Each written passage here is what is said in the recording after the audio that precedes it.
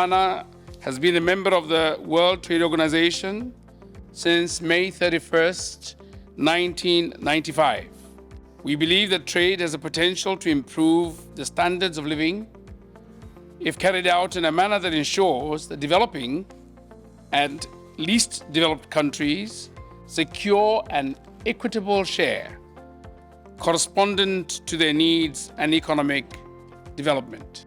Africa expects the WTO to facilitate fair trade that will allow us to participate fully in the global economy, especially as we continue to grapple with the effects of the pandemic. One of the biggest challenges that Botswana and many other developing countries have to face in securing vaccines is the limited supply available on the global market. Wealthier countries were able to purchase large quantities of vaccines, leaving limited supplies for developing countries.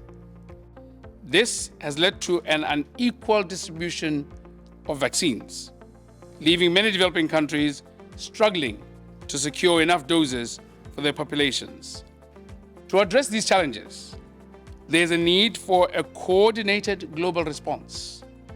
The World Trade Organization, WTO, can play a crucial role in assisting developing countries prepare for future pandemics. The impact of the COVID-19 pandemic and unequal distribution of COVID-19 vaccines was a testament of how vulnerable these countries truly are. It is imperative that the WTO devotes sufficient attention to this matter and takes into account the unique challenges faced by LDCs in their efforts to integrate into the global economy. Important lessons can be learned from the challenges of landlocked developing countries, such as Botswana, who have graduated to middle and upper middle income status. Africa has made significant progress towards regional integration, with the most recent African Continental Free Trade Area. In addition to regional integration, Africa is also focused on industrialization and economic diversification, which are critical for Africa's development.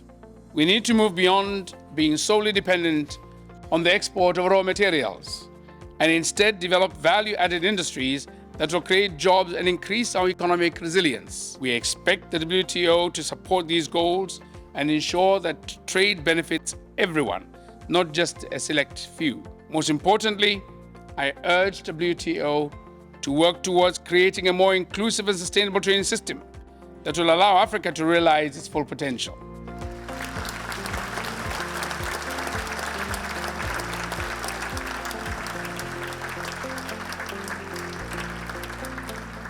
Let me thank His Excellency for a really clear lecture with clear signals for what he thinks the WTO can do for Africa and for the vulnerable countries. If we can make investment more attractive on the continent so we can add value to our raw materials, we can trade more among ourselves, we can export more to the outside. And this is one of the things, creating the rules of the game that make investment possible. I think these are some of the things the WTO can, should, and is trying to deliver.